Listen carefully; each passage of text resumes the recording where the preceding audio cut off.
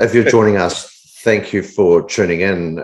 It's an absolute pleasure today to have an author I've followed for some time now. Judson Somerville is his name. So he's up on screen in front of you, and my pleasure to introduce him. We're talking vitamin D today, and we hope you take something away. Now, Judson, before we crack into it, just to give people some background as to who you are, I've said you're the author of The Optimal Dose, but just tell us a little bit about your background and education and whereabouts you are. Yeah, I live in Texas. I'm a 7th generation Texan.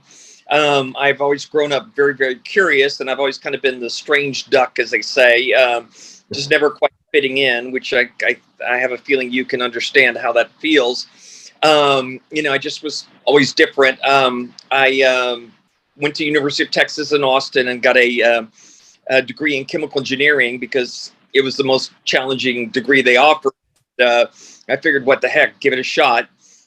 And I loved it. It really taught me how to break down complicated problems into small bits and then build it back up. So basically, no problem is insurmountable or intimidating any longer because you just break it into little bits. I then went to medical school at the University of Texas. I think it's now called the McGowan Medical School in Houston, Texas.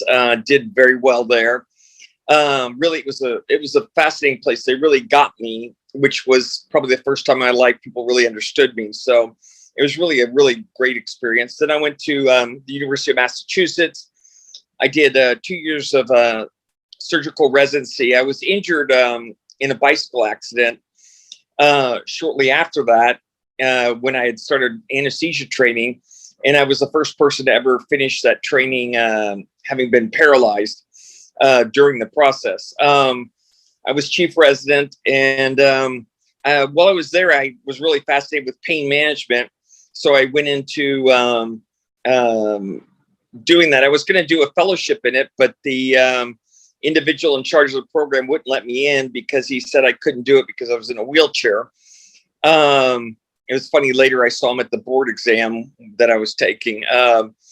He was also taking it, so it was interesting. But anyway, so I've always been interested. My mom was very much into vitamins and such. So growing up my whole life, there was always tons of them around. I used to raise bees and apiarists and apiarist, and I would get stung, and I'd have a date, and it doesn't look really good when your whole face is swollen up. So I kind of experimented around and found zinc cut the swelling down in half the time.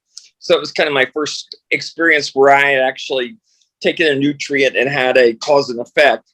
Later, during my end of my college, I started training for triathlons, and it changed my appetite. And so I was eating less and less meat, and I didn't realize it at the time, but I was starting to get really fatigued. And I stumbled on that I was vitamin B12 deficient, took it, problem resolved. And so, those cause and effects really helped. And then I was injured in a bicycle accident, paralyzed T3, complete paraplegia. And, I made it through that. And then in 2002, I was bitten by a brown recluse spider. And it really did a number on me. And I was in and out of the hospital pretty much since then. But for the first year, it was really tough. And I did recover. I developed necrotizing fasciitis, which almost did me in. And, thank God, with good doctors and lots of antibiotics, I was able to pull through. But then approximately about 12 years ago, I realized that Western medicine was failing me, and that there was just, no matter how much they tried, I figured I had 3 to 5 years to live. And then I went back and, I was like, well, I don't really want to die.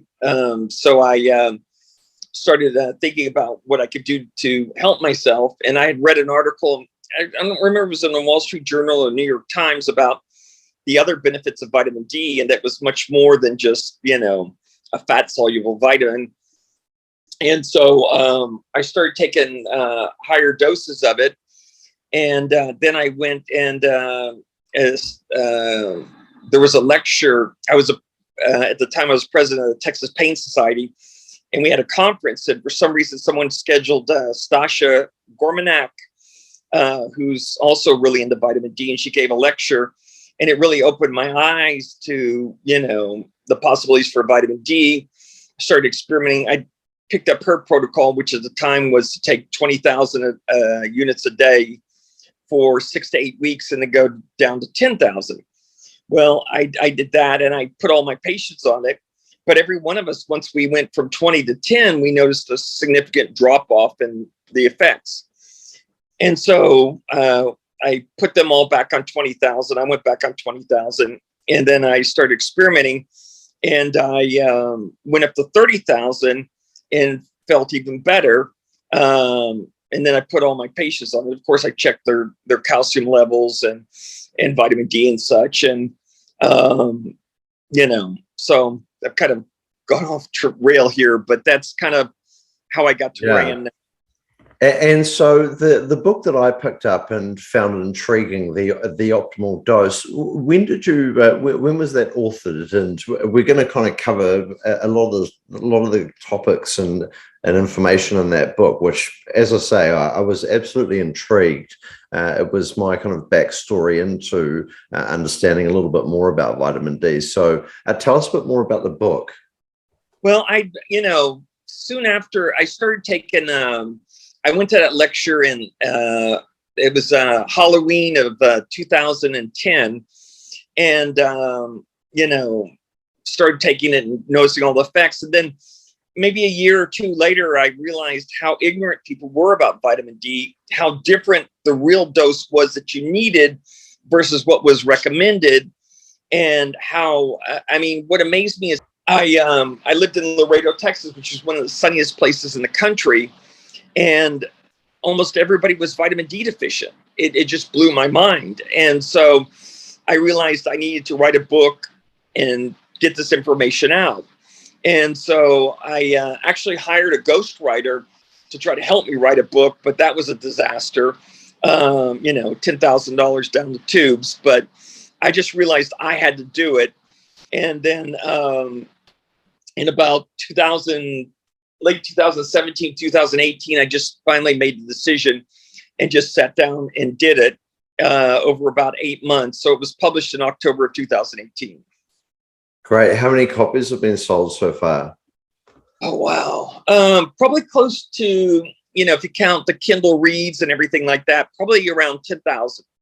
Wow. I know you mentioned to me you've had people reach out from all over, including down here in New Zealand, with questions about vitamin D. So it must have had some impact on public awareness. But some of the comments you've kind of just offered there lead into, I guess, our first topic and an introduction to vitamin D. Now, I'm going to paraphrase here and say the majority of people in my country here in New Zealand, and I would guess the world, the majority of what they know about vitamin D is wrong. And I could summarize what my thoughts were about vitamin D pre-2015, and that was very expensive aisle at the supermarket and essentially resulted in very expensive urine.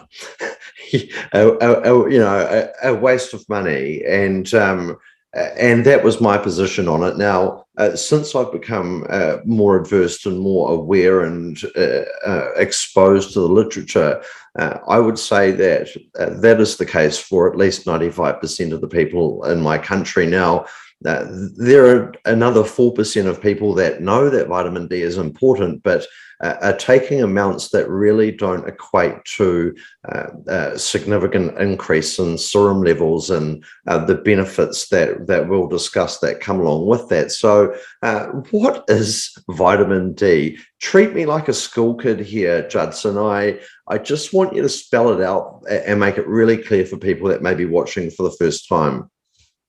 Vitamin D is essentially a hormone. If you think of testosterone, estrogen, the hormones that most people are familiar with, It is basically the hormone that controls your immune system, your metabolism, and your sleep.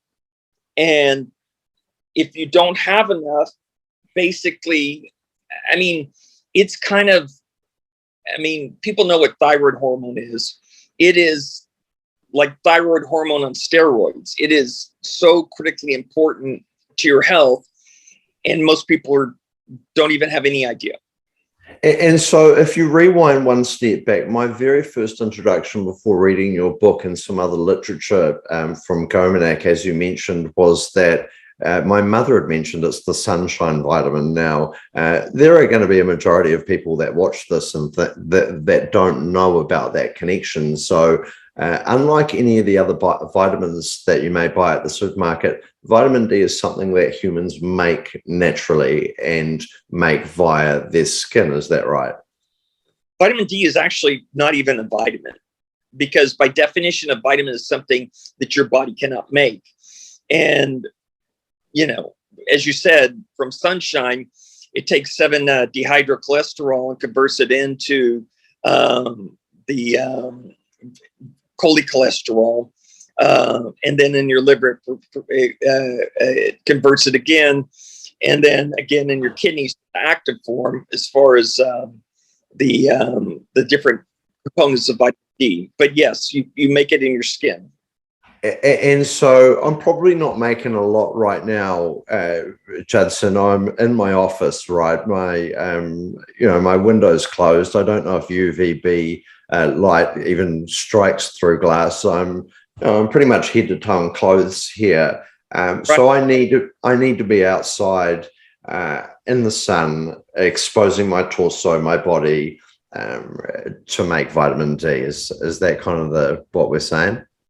Correct. If you're familiar with the UVB index, the ultraviolet light index, or UV index, you need to have an adequate level in order to produce vitamin D. That's why in the winter people's levels drop, because there's just not enough of the B fraction of ultraviolet light hitting your skin.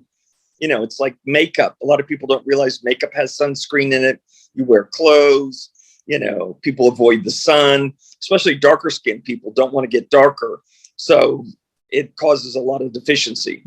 Yeah. Kiwis will absolutely be familiar with slip, slop, slap, and the education around put on sunscreen before going outside. It's drummed into us over here as kids and throughout our culture. Now, there are some things on the earth that don't wear clothes and don't put on sunscreen. Now, do those other things also make vitamin D, is my question. I guess I would paraphrase that by saying humans are really good at thinking we are somehow separate from nature, but really that's a fallacy and not the case. Are we the only things on earth that make vitamin D or need vitamin D? No, by far. I mean, just about, I haven't really looked into it that closely, but I suspect that almost every creature on earth makes either, the cholecholesterol or ergocholesterol, which is like things like that.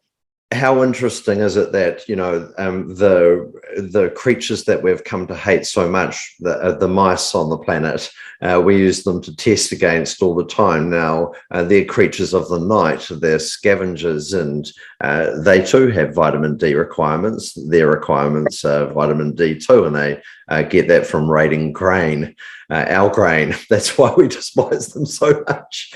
But we understand that literally every organism on the earth that lives under the sun uses the sun's UVB light to make or consume vitamin D, which is turned into a hormone. Now, we touched on that part, and I think it's worth going a little bit further because there's been a real change over the previous decades in our understanding about how we turn the sunshine vitamin into the hormone that you mentioned. Now, we understand that our skin and our torso struck by vitamin D, by UVB, will produce pre-vitamin D, and pre-vitamin D is then picked up by the vitamin D binding protein and taken to the liver for the first step of turning this vitamin into a hormone. Now, I guess my question to you, Judson, is that we always understood that from the liver, it was sent to the kidneys where they turn it into the active steroidal form of vitamin D, calcitriol, and that process controls calcium metabolism in terms of taking the calcium in our diets and allowing us to mineralize that into our skeletons and deposit that other calcium where it needs to go. Now, that's not the only way that humans turn vitamin D into the active form, calcitriol. Other parts and other cells are able to do that as well. Now, can you just talk a little bit about what that means and I guess a bit about how that works? Well, the interesting thing is that most people are familiar with vitamin D and calcium, but that's such a small fraction of its overall function. Basically, and I guess, Judson, for the people that are watching here, they will click when they hear vitamin D and risk of falls and broken bones and weak bones and osteoporosis and the older population and perhaps children with rickets and which are classic vitamin D deficiency type symptoms around calcium homeostasis. So sorry to interrupt. You keep on going. Sure. Intracellularly, that's where the really fascinating stuff happens, because basically you have, if you want, your liver and your kidneys inside of, well, not your liver, but you have your kidneys where, it converts it from the blood storage form into the active form inside of, 1-alpha hydroxylase, the enzyme, in almost every cell in the body. And it converts the blood storage form, which easily diffuses in and out of cells, into the active form, which I believe does not diffuse out of the cell. So you have two separate systems. You have the intracellular system, and then you have the what I call the extracellular system, which is where the kidneys produces it to circulate in the blood to control your calcium metabolism, better absorption from the gut. Go ahead. Right. And I think with the intracellular mechanism, I believe it's worth fleshing that out a little bit more. So we've talked about the cells, for example, let's pick a macrophage, one of our immune system's cells. Now, what is the point of a macrophage being able to draw in vitamin D, express the enzyme, and I think you mentioned it, 1-alpha hydroxylase, to be able to convert that to the active form of vitamin D to the benefit of the cell? What happens then? It turns on all kinds of different genes that boost its ability to fight infections. Okay, when we're talking about macrophages, and basically it burns through it. And you need more. People kind of think of vitamin D as static. They're like, I hear people say, oh, well, I'm going to get my levels up to a certain, level and I'll be fine. And I can just basically stop taking it. And it's kind of the mentality that I get from them. But no, it is constantly being used. And, the more your body's challenged, the more inflammation, more problems you have. For the viewers that are watching that saw my burns video where I recently burnt my face, and I can tell you my level was close to 100 prior to that accident, and within a week it had dropped significantly as my body my face in particular was going through that process of healing. Now, what I kind of wanted to flesh that out even further was to say, I was really surprised when someone said to me, vitamin D opens the book of life. Now, when you talked about macrophages and the expression of proteins to be able to fight viral infections, talk about that to me a little bit more in the context of how does vitamin D open the book of life, and what does that mean in reference to the cell's nucleus and DNA? Start with that. Basically, every cell has a vitamin D receptor, and 30% of normal people have a defect in that, or the intracellular machinery that activates the vitamin D inside the cell. 40% of obese people. And basically, vitamin D, as you said, opens the book of life. It turns on different genes, depending upon what is needed to fight, whether it's a viral infection or bacterial infection, or, just to clean up some damage. It's also key to self-destruction of the cells, autophagy. And basically, it can program the cell. It slows down the division of the cell, okay? So that it can either repair itself, or if it's too badly damaged, to destroy itself. So it basically controls the cells. It also, I believe, affects the telomeres, the end of the chromosomes. And the telomeres are kind of the clock that determines how many cycles your cell can go through before it goes into senescence. And so you have 50 to 70 divisions. And so when you damage, let's say, part of your body, you want the cell to divide and produce another cell to fill in the damaged area, versus putting in, let's say, collagen, or, to try to fill the area. Because, for instance, when you're a baby, you have really soft, smooth skin because you've got so many cells and so many replications still possible that you fill in the damage with cells. Versus as we get older, that's why we get wrinkles, because we're using filling it in with collagen instead of filling it in with cells. So basically, vitamin D controls the cell's ability to function properly, really. Wow. In terms of deficiency, so and still sticking, I guess, with the idea of a macrophage, it's really interesting. So, if there isn't enough vitamin D, that then would affect that macrophage's ability to express the proteins it needs to be able to go into cellular battle with whatever pathogen it's faced with, whether it be a bacteria, virus, fungi, invade, whatever it may be. Is that kind of what we're saying? Let me go at this a different angle a little bit. And this is one of the coolest things I think I've learned is there's things called dendritic cells. And the dendritic cells are your immune system's eyes. And they're super dependent on vitamin D. And so you have your innate immune system, which is kind of like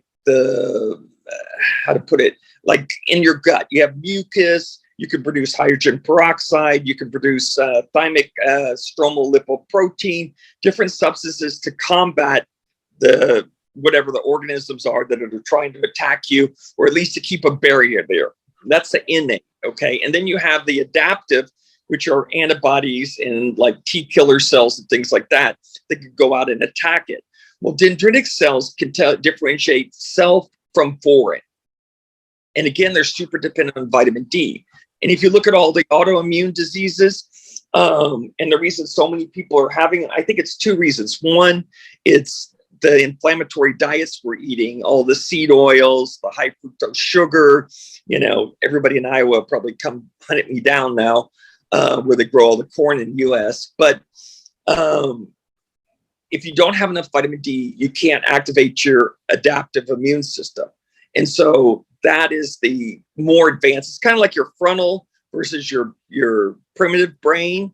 And the adaptive is the super complex, super effective immune system. And if you don't have enough vitamin D, those dendritic cells are blinded, and you're pushed back to only using the innate immune system. And what happens is it overreacts, and it overproduces hydrogen peroxide. It overproduces thymic, I'm really blanking. Thymic lipoprotein. And so what happens is you damage the area there, because your body is basically saying, if we don't do something, we're going to die. And we can't use the adaptive immune system. So we have to rely on the innate, and it's overused, and basically it damages itself. An inflammatory response. Exactly. essentially. And so another way of looking at it would be to say the active form of vitamin D then mediates that response by influencing the anti-inflammatory, more advanced pathways, i.e. your adaptive immune system. Now, we're sticking with the topic of deficiency. I can tell you it's a problem in New Zealand, although we are moving into summer. Given my current business with vitamin D testing, the level of people that come back with deficient levels is surprising still, and higher than what I would have imagined. Now, the first thing that really clicked with me in your book, and you were the first author to kind of coin that I was aware of, winter syndrome. And I just thought it was a really eloquent way of describing what's happened in the general human population in terms of our bodies never getting out of or thinking that it's summertime based on our vitamin D level. Can you just explain what that kind of means? Well, quick progression. I did get about a year ago, or I got a call from somebody in New Zealand because their sheep were having uterine prolapses, and it turns out they were vitamin D deficient. So I helped the farmer out in New Zealand, and then yesterday I got a call from a lady who has had some chronic eye problems, and the vitamin D has been able to cure her. So it seems like I have more and more contact with New Zealand recently. But anyway, question was winter syndrome. Sorry. The best analogy I could think of is a bear. Okay, before the winter, the vitamin D levels drop. The bear pigs out, puts on a lot of weight to survive the winter. Okay. And then the spring comes, it gets the sunshine hits the skin, it produces vitamin D. That's why the animals clean themselves, because they get a reward from it. Actually, an endorphin, vitamin D helps create endorphins. But anyway, so they're addicted to licking their own fur because of the endorphins they get. But anyway, and that's not confined to bears, right? I mean, my dog is busy outside licking himself all day long.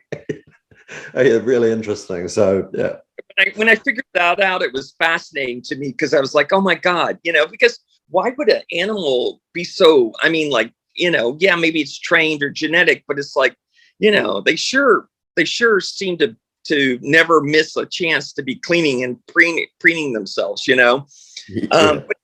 But anyway, and so a bear in its natural environment, its hibernation periods are absolutely regulated by the level of vitamin D that it produces throughout the seasons. Right. And so what happens is, in the spring, sunshine comes around, its vitamin D levels boost. Well, in the winter, it doesn't matter to be fat, because they're not moving around. They're not trying to go, forage, protect themselves. Well, in the summer, when they're trying to mate and trying to procure food and things like that, lots of extra weight is not helpful, and they don't need the fat because there's tons of food. Well, in humans, remember as a kid, you were always outside, you're always playing. Most kids that did that were really fairly thin. And again, except the ones with the vitamin D receptor problems. And then all of a sudden you go, we go to work, we turn 18, 19, whatever, go to work, go to college. And all of a sudden we start getting fat. And, we're like, oh my God, we're old. Well, no, you're not. You just all of a sudden dropped your vitamin D levels. And so what happens is, what winter syndrome is basically you go into it around that time of your life and you never come out. Because yes, you get some vitamin D in the summer, but you never get enough to get really to physiological levels. And you need essentially 50 nanograms per ml blood levels, which probably doesn't mean anything to anybody. But most people I tested were in the mid 20s. Yeah, so so that will mean something as we talk about using New Zealand as an example. But just to summarize winter syndrome, it's like we never elevate our levels back high enough in the summertime because of our westernized modern way of life. We just don't produce enough. Thereby, even though it's beautiful and sunny outside, our bodies, the signaling molecule that tells our bodies it's no longer winter, still thinks that it's winter. And so a body's stuck in a process of reserve and hold on to in the time of scarcity, rather than adapting to the positive nature of summer, where everything is absolutely in abundance, and there's no need to sequester and hold on. And no doubt that has a impact on diet and what we feel like eating. In terms of, everyone will know in the wintertime, it's you crave certain foods. For me, it's mashed potato with lamb shanks and lots of gravy.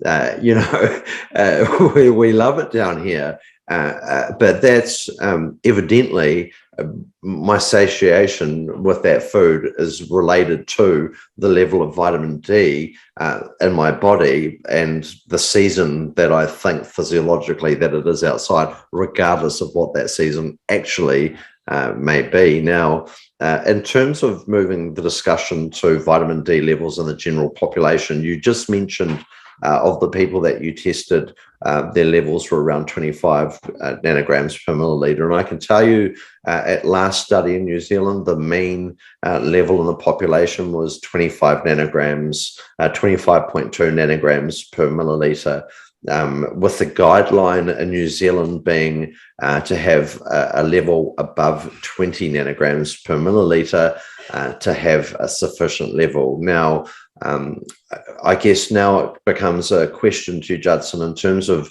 what optimal levels look like. It seems like the landscape is changing depending on which research paper you're reading and from what country. Now, please talk about optimal levels and give the viewers some insight. Well, I probably treated 5,000 patients, and like I say, their levels were in the average was in the mid-20s. I had 2 patients whose levels were in the 40s and one that was in the 50s. Out of all those people, I probably had a dozen people whose levels was below 10, as far as that goes. And for instance, in Italy, where they had that really hard, northern Italy, where had all the problems with COVID, 75% of the population, 75% was below 10. Below 10, essentially none. So basically, I found through experimentation that the optimal level is, I believe, between 100 and 140. Now, physiologically, you need at least 50. And now a lot of people have argued with me and said, well, that's way too much. Our ancestors only needed, if you go to like native tribes and things like that, their levels are between like 50 and 80. But even then, it's such a small population. I don't know that that's accurate. And 2, we live in a whole different time. The diet we eat is horrendous. It's killing us. And so, maybe in the past, 50 to 80 nanograms per ml would be adequate. But in the current environment, I found that you need at least 100 to 140 to be adequate. And like I say, or I didn't say, but you need a level of at least 50 nanograms per ml to activate the physiology to start getting yourself out of the winter syndrome, as it were. And so other authors that people may come across all talk about a level above 50, and many you mentioned Stasha Gomanek before, who mentions a level around 80 nanograms per milliliter. Pete Batchelor with the vitamin D regimen for cluster headache and migraine, 80 to 120 nanograms per milliliter, and yourself here with 100 to 140 nanograms per milliliter. Look, that's 4 to 5 to 6 times higher than what the average population in New Zealand has in terms of how much vitamin D is in their tank. And I think it's important to make clear again that you've said between 50 and 80 is what indigenous populations living near the equator had before populations were westernized, before our migration into cars, into houses, into office buildings, and a diet enriched with sugar and corn. And so I think it would be fair to say that if you stuck at the very minimum with the levels that occurred naturally in human populations before our technological advancement, then you would be in better hands than you are at your current level. But again, the literature is suggesting that level is higher than this again. And Judson's just kind of reaffirmed that by his commentary around modern life is a far cry different to what we were used to those decades ago. Now, when did this thing start, Judson? Is it all aligned with the Industrial Revolution and our march indoors? I'm sorry, was that a question? I'm sorry. Yeah, when did this whole epidemic of deficiency begin? It's like we've established that it's just so prevalent. Where do we need to rewind back to if we were going to rewind back to a point where things are a lot better for us? Well, as you said, the Industrial Revolution, that's when rickets, the childhood disease of bone deformity, started really becoming very prevalent because of all the smog and the lack of sunshine in children developing those issues. As far as that goes, as far as that was the early 1900s that people start talking about sunshine having an influence on human health outcomes. I think there was a dentist. What was his name? Weston Price, right. Was probably the earliest author or person I can think of that started talking about the sunshine vitamin and human health outcomes. So, and throughout history, there seem to be, throughout the last 120 years, there have been people that have put their hand up, like Price did.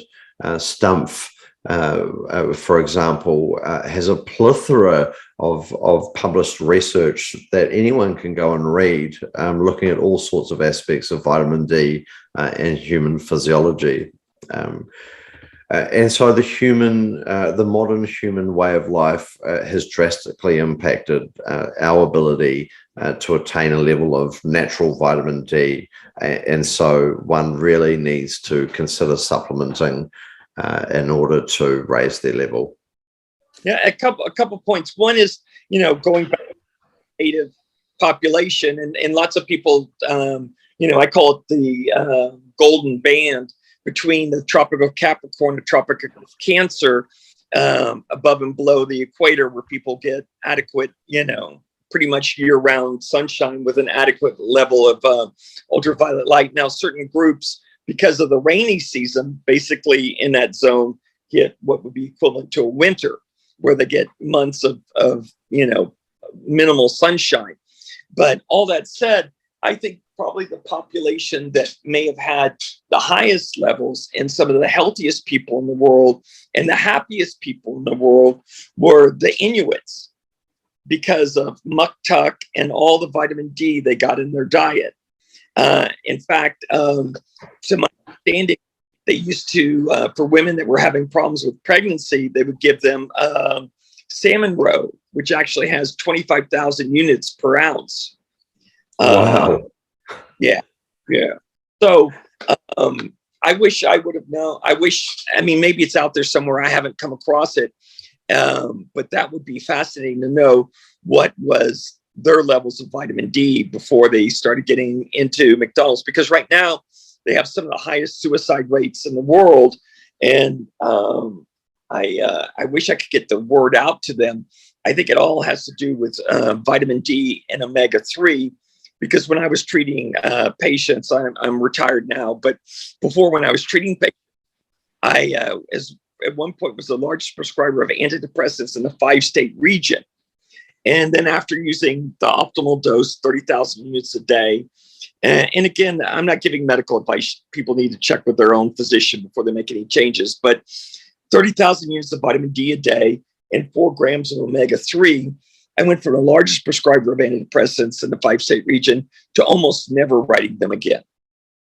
Wow. Almost. And it moves on, Judson, it moves on to the next conversation. Now, when I stumbled upon the vitamindwiki.com and found out how many health conditions and diseases are associated with vitamin D, my jaw dropped. My background into this was cluster headache, and I was amazed that it worked for me back in 2015. But finding this site, it was like, why do people not know about this?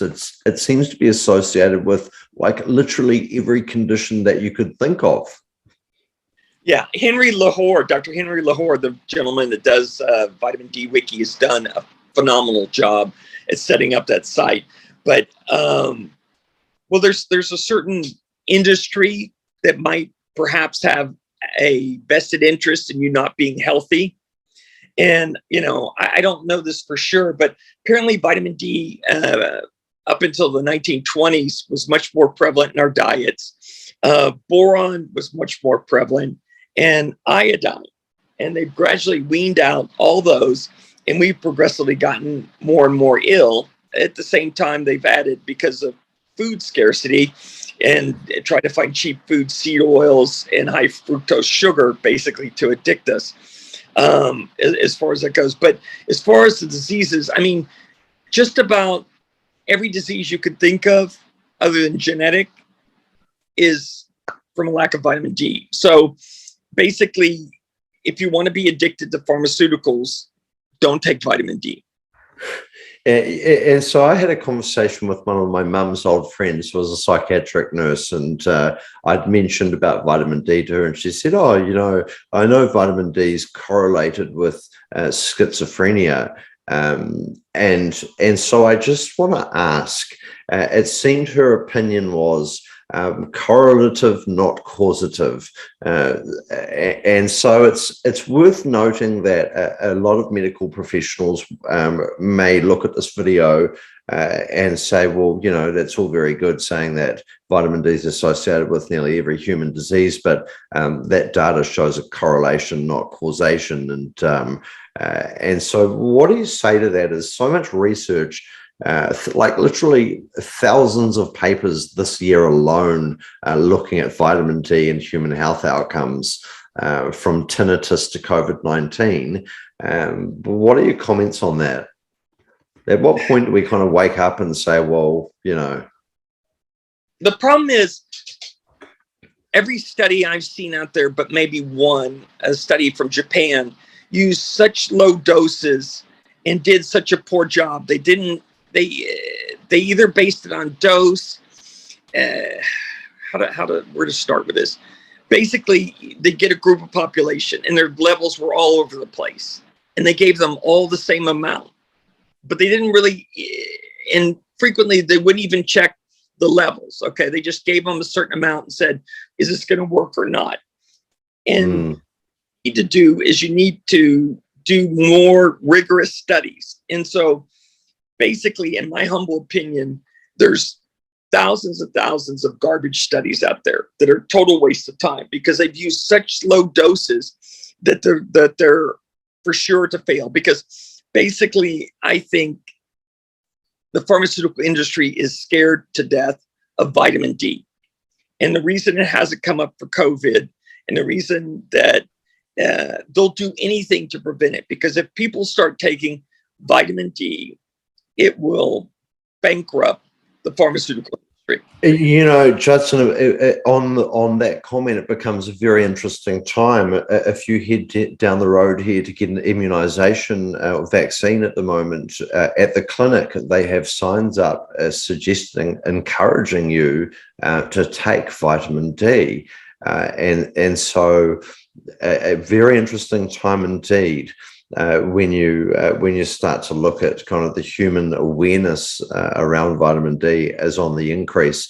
There's another YouTuber, John Campbell, you may have heard of him, to go from 0 to 100 miles an hour in terms of views on the subject just tells me that there is real interest out there in understanding what is actually happening and moving past, as I say, this idea that it's correlative, not causative, and so I would encourage anyone looking to jump on PubMed or the National Institutes of Health and read documents to take Judson's advice there and look at how much they're supplementing and if they're measuring the levels and how they're measuring the levels.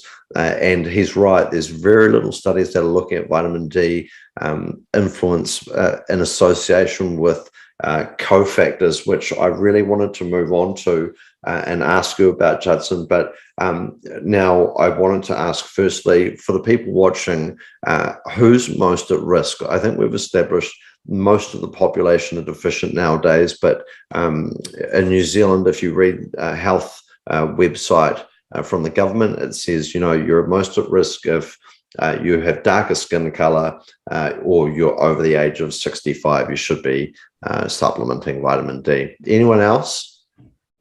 As you mentioned, the average level you saw in your testing was 25. You know, Correct. And medical advice, but you need at least 50, and that's, you know, for people that don't have vitamin D receptor or the intracellular machinery that activates vitamin D defects. So 30% of the population has that, 40% of obese people. So they're going to need higher levels to make their machinery work properly. So, I mean, basically, what was the highest level you saw of all the testing? I've seen, the highest level without supplementation, 27 nanograms per milliliter. And that was my niece. She's a young woman of 18 years of age. And that was the highest level. And in terms of a level from someone that had been supplementing in the 50s, 54 nanograms, and that was my brother-in-law. Now, there is a preface warning here that anyone that wants to supplement that may be in New Zealand watching this, well, first and foremost, Judson said it before, you need to see a doctor and discuss it and get that advice from your trusted professional. But I'll just warn you right now, don't go to the chemist and waste your money on 1,000 IU tablets, because they just will not elevate your level from 25 nanograms to 50 in a hurry, if at all, and that's certainly what I've seen in the business. But in terms of the general public not knowing about this, why, Judson? Why is this? Because I tell you what, the cost of producing vitamin D is pretty insignificant. I read somewhere that one lamb's fleece contains enough lanolin to produce 1 million doses of vitamin D. So it can't be cost. No, it's again, I think the pharmaceutical industry is scared to death. I mean, it's sad, and I hope I'm wrong, but I think they don't want us well, because you make a lot. Okay, in war, you know why they use a 223 bullet? It's not because it can kill somebody, because it can't. It wounds somebody. So having a wounded soldier is much more of a burden than killing them, to a certain degree. I mean, it's a horrible analogy, but basically, if we die, there's no money to be made from the pharmaceutical industry, selling prescriptions, medications, things like that. But if we're constantly ill, then there's a lot of money to be made. And so I don't know, but somebody's funding a lot of studies to show that vitamin D doesn't work. And again, you go about correlation and causation. You know, in medicine, it's interesting. If you treat somebody and you see 1,000 times that something works, you know, it's pretty clear it works. Now, there may be no proof that there's a causation, but there's certainly a correlation. And if I was that patient and my doctor saw 1,000 prior patients do something and it worked for every one of them, and I had the same condition, I wouldn't be waiting around for the causation, you know. But you have to be open-minded enough and strong enough to be able to look outside your nuance in the first place, to be able to go down that road with your patients. Now, you know, we talk about misconception. I remember when I caught up with my uncle and found out his wife had had migraine for 25 years, and I looked at vitamin D, and then I said vitamin D and looked at his face, and it's the face and the expression that I see in everyone that I speak to about vitamin D. I mentioned that I had my face burnt recently and I recovered incredibly quickly. And I mentioned vitamin D and that in a recent study I'd read looking at burn recovery and vitamin D serum levels to the burn specialist I was working with. And it was the same look, just unable to move past that bias of complete waste of money, nothing to do with recovery, a fad to make you spend money. And that's where they stay. And without that education and awareness, you know, I really feel for those people. So in terms of supplementation, Judson, I understand people have to have a strategy if they're interested in elevating their serum. Now, just talk to us about what kind of doses people need to take in order to elevate their level.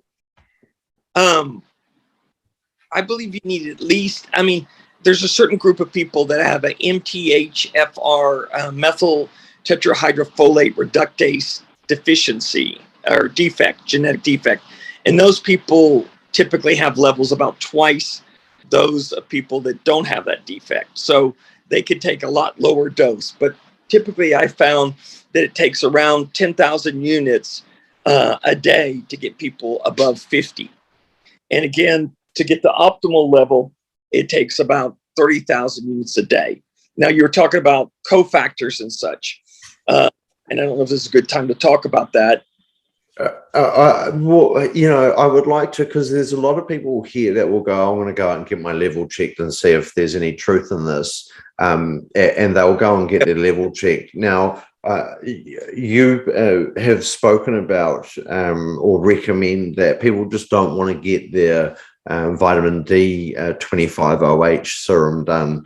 They want to get some other labs as well. Can you just talk to us about those?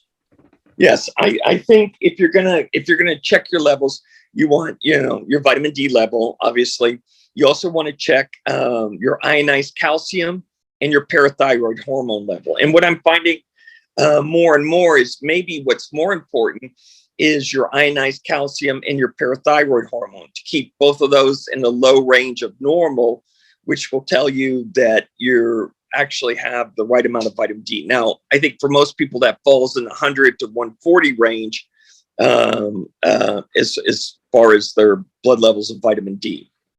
And in terms of ongoing testing, like, are your patients kind of, or, you know, the people that you're consulted with, are they doing it every 6 months, every year, every 2 years? Like, what do you recommend to kind of just make sure that you're not taking your levels too high? Okay, here's the first thing is, because some people are going to go out and do this and not talk to their doctor and just go, you know, I've had a couple people that didn't talk to their doctor, didn't do anything, and then come back yelling at me because, you know, their levels were too high, or I don't know, whatever. Their doctor scared them to death. But I think you need to get it initially, okay? And then at probably 2 months, 2 to 3 months, and then maybe 3 months after that, and then every 6 months to a year after that. Because here's the most important thing, and the point I'm making about somebody going out and just taking, you know, a large amount, and they may have, you know, for instance, a CYP24A1 gene defect where they can't break down the vitamin D, and they can end up getting toxic levels. It's very rare, but it can happen. And there's only a handful of cases where it's been reported in the literature, because usually it's discovered around birth, as far as that goes. But if you start taking higher doses of vitamin D and you don't start feeling better, there's a problem.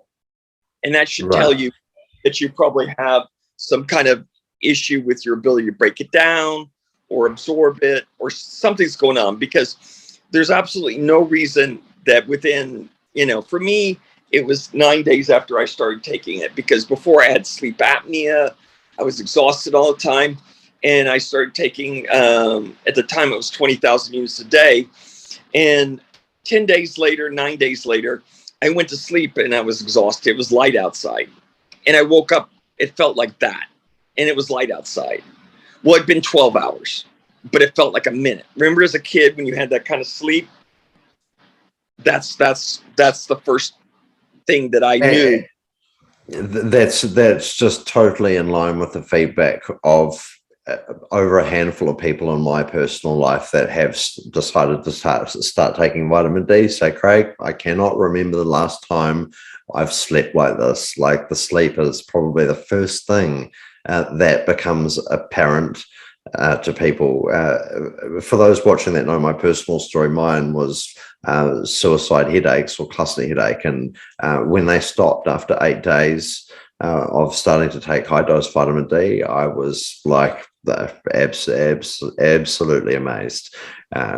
Now, Judson, in terms of the forms of vitamin D, my doctor originally wanted to give me vitamin D2.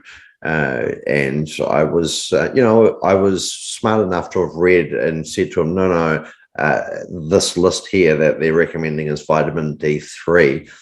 What's up with that? Here's a problem. I think it was up until at least the United States, October of 2013. They didn't. Well, when doctors prescribe, they typically prescribe. If you're vitamin D deficient and they're going to supplement in the United States, they'll prescribe 50,000 units of vitamin D once a week for like 6 to 8 weeks, and then they'll bump it down to 2,000 units a day. Well, in the United States, for an adult, the current recommendations are 600 IUs a day, and back then there were 400 IUs a day, which you might as well just frankly throw away. But anyway, and so it was all vitamin D2. And it's only later. So typically what a doctor will do is, and frankly, I don't think a lot of doctors know there's a difference between D2 and D3.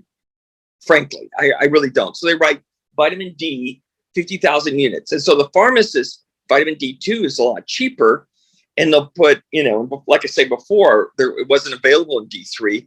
So they'll just fill it with the D2, which is only about half as well absorbed as D3. And doesn't function as well in your bodies. It's for mushrooms. It's from mushrooms, yeast, and it's for mushrooms. But you're not a mushroom. I'm not a mushroom. And you want D3. So you want to make absolutely sure you're getting the vitamin D3. The vitamin D3 is the stuff we make and the stuff we should be buying. And D2, ergo calciferol. It's not what you're after. Now, vitamin D3, sorry, can come in various different forms. Is there a form that you would recommend? I know I have a friend that's quite keen on taking the liquid emulsions and the dropper. I stick with the gel capsules myself. I think either is fine. I like the gel capsules, but you want to make sure it's not seed oil. It's not in soybean oil or some other type. You want typically coconut oil, avocado oil, olive oil. You want it suspended in that. I think that's for you. And throughout this talk, our conversation, you've mentioned things like boron, and you've mentioned fish oil as EPA and DHA. There's other cofactors I often hear people talking about when they talk about vitamin D, and those other two would be zinc. Three would be zinc, K2, and magnesium. So, what are your thoughts about taking cofactors, and if someone was going to take some cofactors alongside their vitamin D3 supplementation, what would be the most important ones in your view? Well, certainly magnesium. Magnesium is, most people know what endorphins and enkephalins are. They're your body's painkillers. Well, magnesium is your body's natural anxiolytic. I once had a patient that was going to the ER 2 to 3 times a week for anxiety attacks.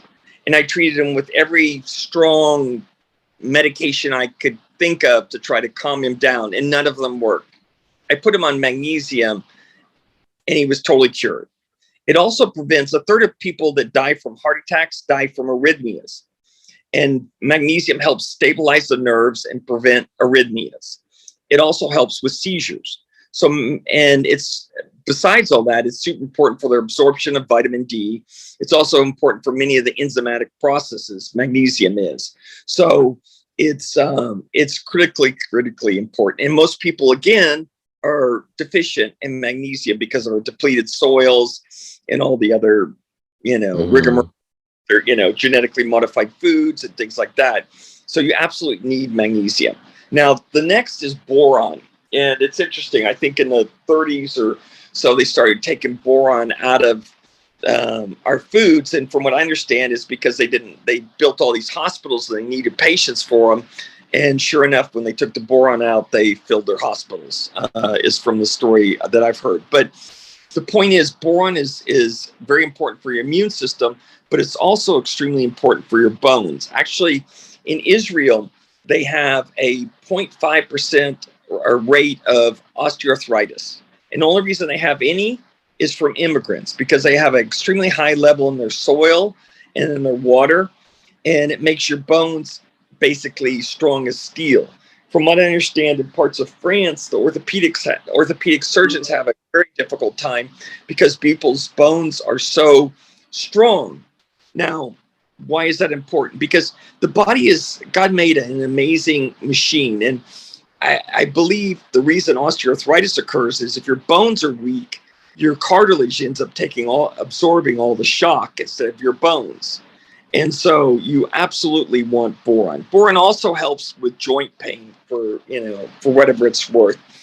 And then another one is obviously omega-3s. It's anti-inflammatory. It's important for, brain cells. It helps with mood. It helps with depression as far as it goes. As far as zinc goes, you want to make sure you don't take more than 40 milligrams a day, because then it can interfere with your copper absorption. Okay, and a lot of people just think, oh, I'll just take more and more zinc. And now zinc is a great anti-inflammatory, like I talked about with being bitten by bees. It's also in parts of Iran, they had extremely high rates of COVID because of zinc deficiency, as far as it goes. Now, vitamin K2, it's interesting, and it's going to take a little bit of time to explain this, but basically, if you've not taken vitamin D, you're in winter syndrome. Your body is all screwed up, okay?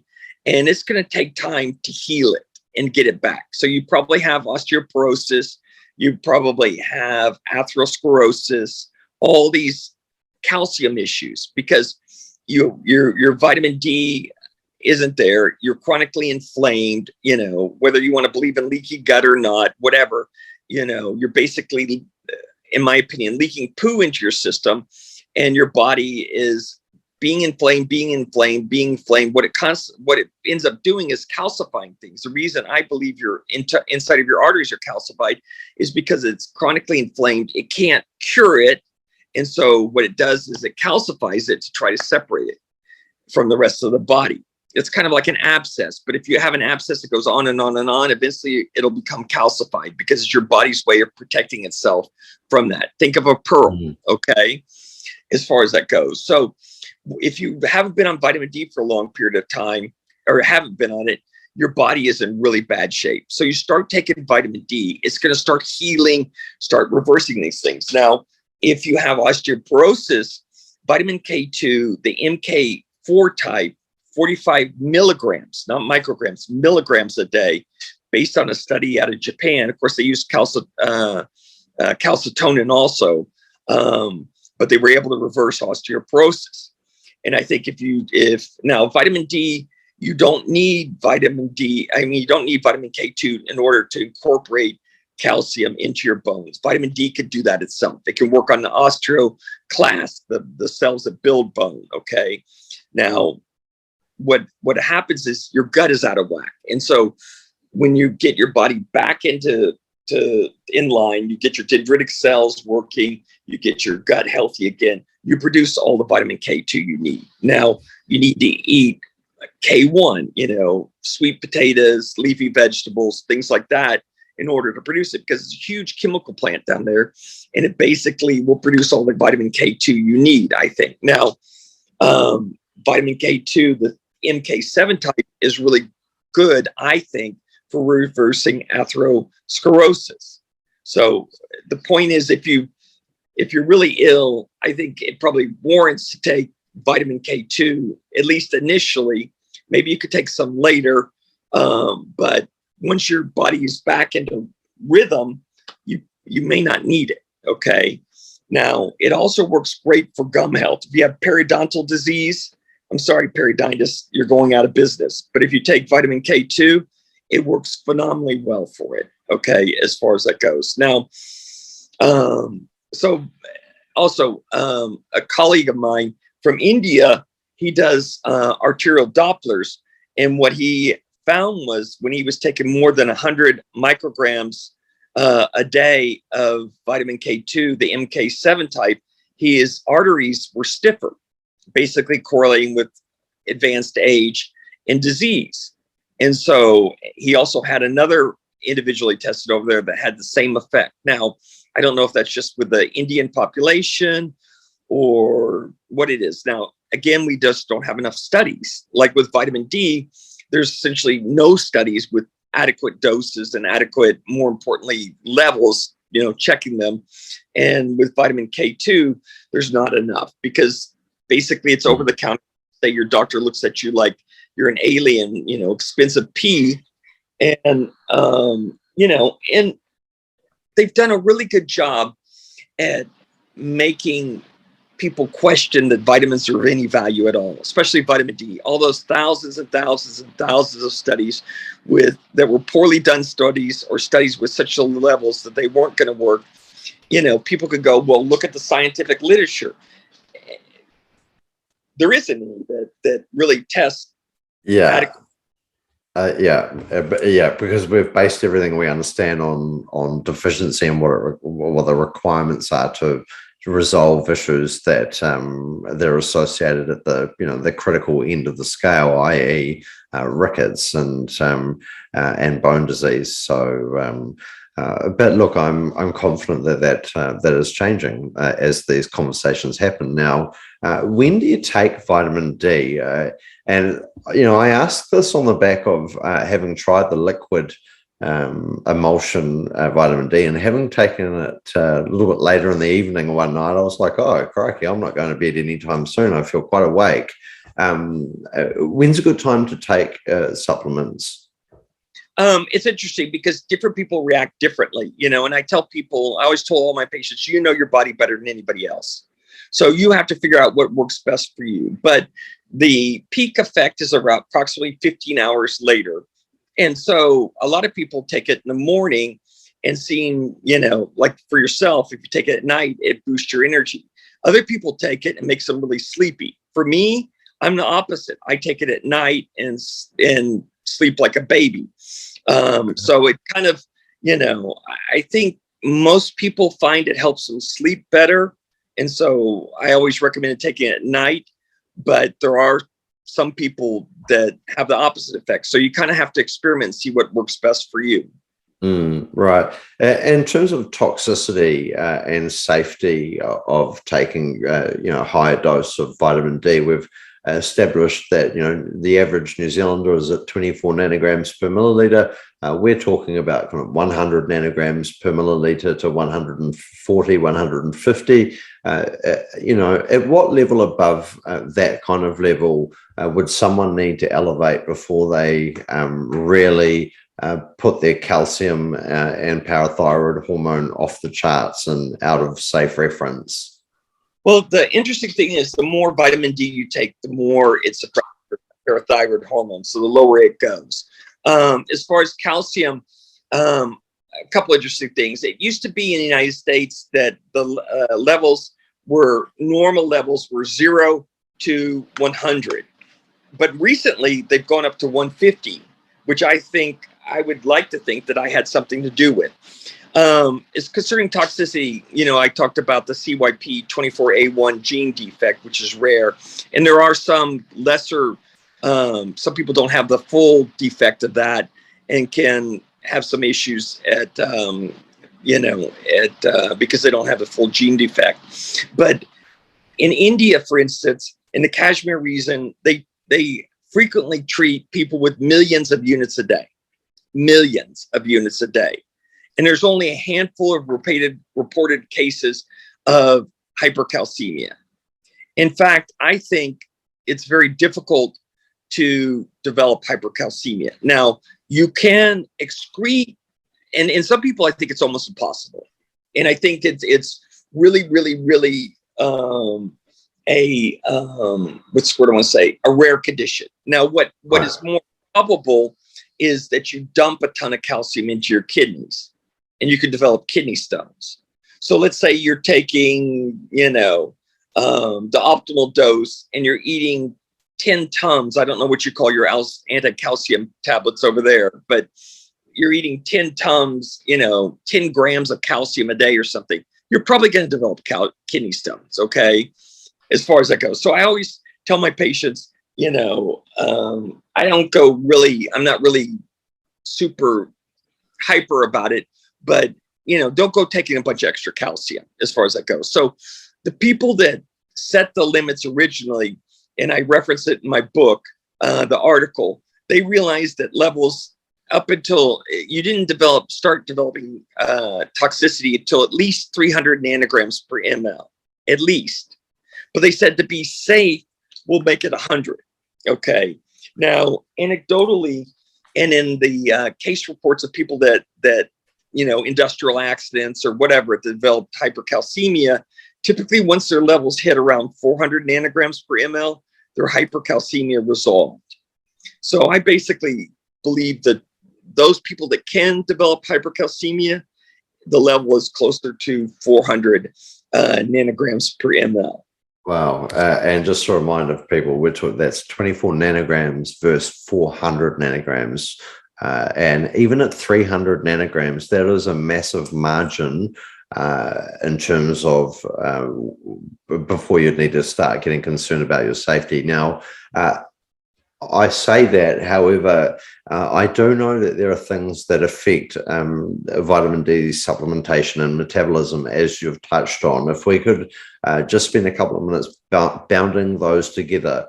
If someone is overweight, then they may need to take more vitamin D. If they have a genetic polymorphism that you've talked about, they may need to take vitamin D. What are some other conditions, like if someone's got parathyroid disease, can they still take vitamin D? Yes, they can. And I don't have a ton of experience treating people with that have that issue, but it seems vitamin D suppresses the parathyroid gland. Okay, now if they have a malignancy, you're not going to be able to suppress it.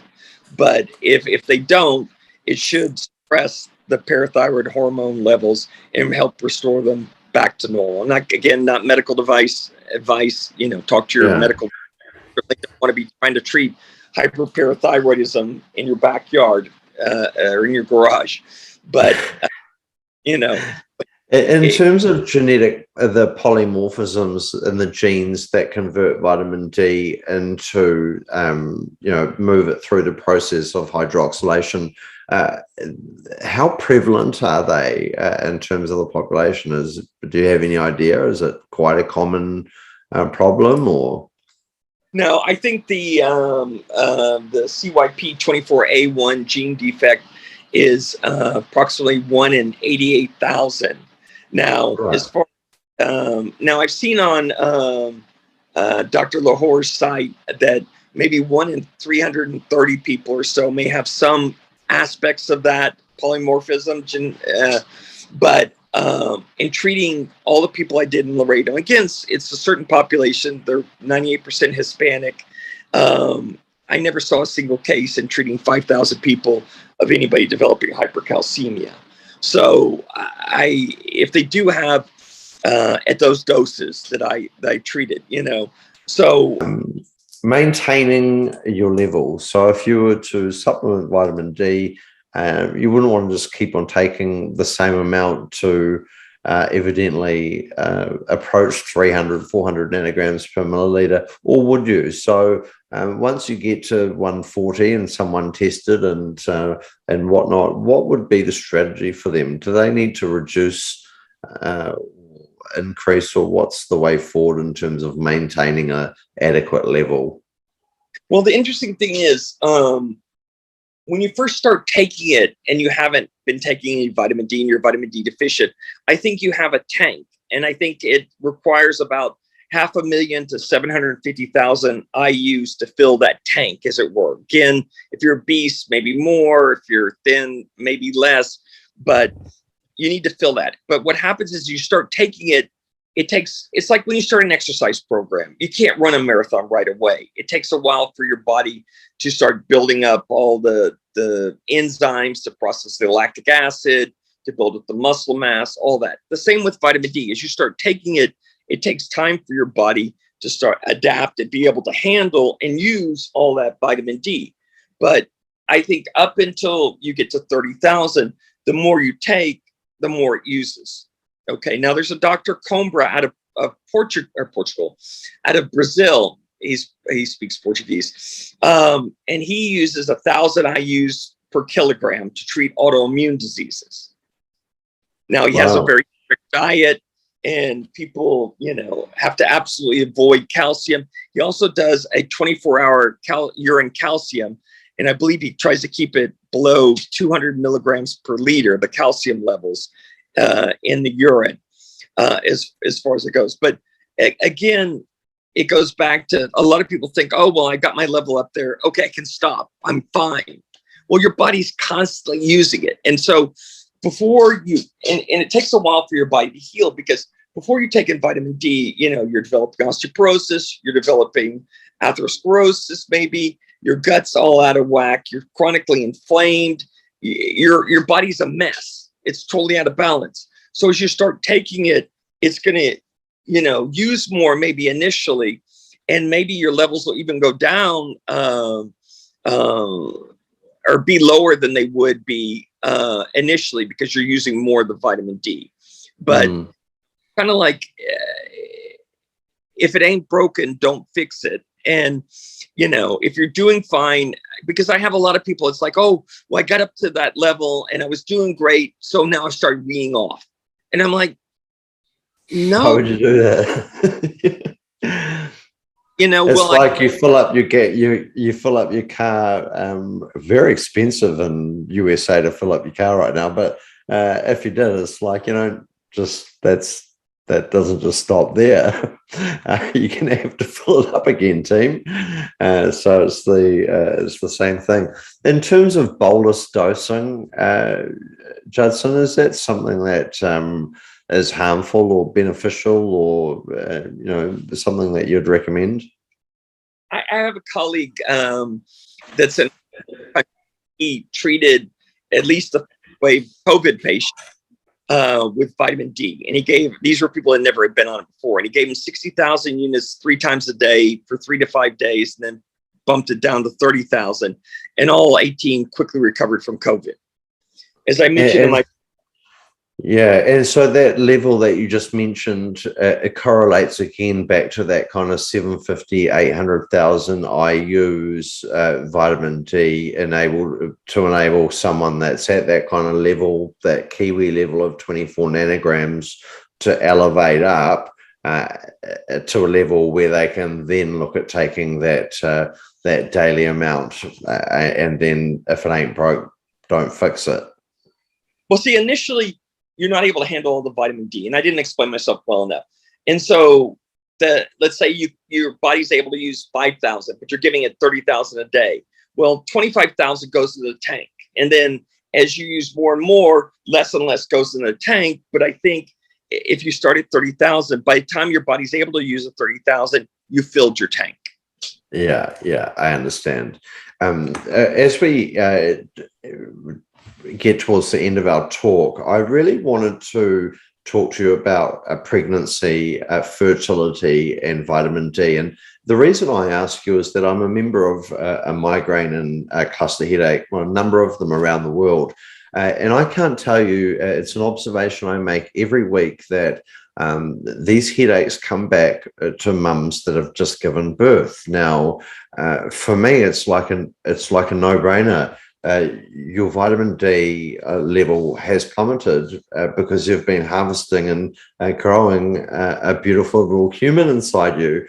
And so that is why there is a recommendation out there that pregnant mums should be taking vitamin D. Please, if there was anything that anyone took away from this, it would be, a guy that with his wife, they're thinking about having a baby, or a pregnant mum watching this. What would you say? Again, talk to your obstetrician. But I think postpartum depression is a real issue. And there was a woman in Houston. She had 5 boys, and they had to have been, at the most a year apart. And she was pale as a sheet. And she ended up killing all 5 of her boys, drowned them from postpartum depression. And I absolutely think that postpartum depression is from vitamin D deficiency. Because one, the baby, like you say, the babies steal all the mom's vitamin D. They just suck it out of them. Okay. And so typically moms are deficient to begin with. And then they're growing this individual inside of them that's stealing all their vitamin D. So they're trying to basically, have enough vitamin D for 2 people. So it's absolutely critically important they take vitamin D. And talking about pregnancy, another thing, and I think this is really important because they've taken iodine out of everything. That in Japan, they take an average of 13.7 or 13.8 milligrams a day of iodine. Well, this OB-GYN, and I think it's on the website, the Facebook group, Vitamin D Advocacy, there's a link to it. And he advocates that if you take 12.5 milligrams of iodine a day, it'll raise your baby's IQ 20 points. Wow. In terms of fertility, one of the warnings that you should heed is that if you're taking vitamin D and you don't want to have a baby, it's a problem.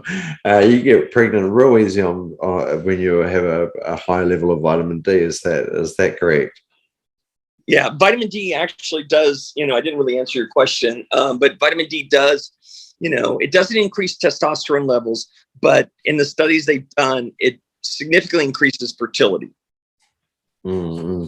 And one bit of human evolution, when I understood this, was that females are genetically evolved to have a slightly lesser pigmentation on their skin than their male counterparts, for the precise reason is they are the ones that bear the children and have to have enough vitamin D for the two of you. So really interesting stuff. In terms of the next step and summary, look, where can we buy a copy of your book? Any bookstore, or Amazon, of course. It's also Kindle. It's also available in an audio version. Great. I'm not one of these guys that likes Audible. I love the text on the page, and I love a book in my fingers. But and so I'll bring it up on the screen if you're watching. There's the cover of the book. There's some absolute gold in this book, ladies and gentlemen. I'd encourage you to get it and have a good read. Look, in terms of staying current and up to date on what's happening with vitamin D, and as new things come to light, where can people go to see what you're up to and follow your views? Certainly the Facebook group, Vitamin D Advocacy. I'm constantly commenting in there, and people are always asking me questions. And I love when people, here's my level. What am I, to try to give them some guidance. Again, check with their doctor. I also have a web page where I posted a lot of my theories and ideas, vitamindblog.com. Right now, I've done some on COVID. I've done some on, I'm working right now on one about autoimmune disease, and basically the gut and how critically important it is, to our health, and how critical vitamin D is to having a healthy gut. And this is just such a fascinating area of research. And it was some years ago where Stasha Gomanek came out with a really wild hypothesis, and it would have taken a lot of strength for her as a neurologist and a professional to stand up and share that hypothesis with her peers.